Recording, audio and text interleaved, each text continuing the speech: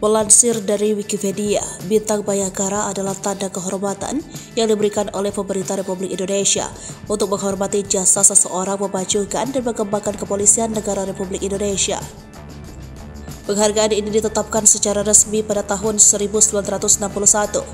Bintang ini berada setingkat di bawah bintang Yudadharma. Bintang Bayangkara diberikan kepada mereka yang berjasa luar biasa melampaui panggilan kewajiban yang disumbangkan terhadap kemajuan dan pengembangan kepolisian negara Republik Indonesia. Bintang ini juga dapat diberikan kepada WNI bukan anggota Polri yang berjasa memajukan dan mengembangkan kepolisian negara Republik Indonesia. Bintang Bayangkara pertama adalah kelas kedua dari Bintang Bayangkara. Tanda kehormatan kelas ini setara dengan Bintang Kartika Eka Paksi Pratama, Bintang Jalasena Pratama, dan Bintang Swabhuwana Baksa Pratama.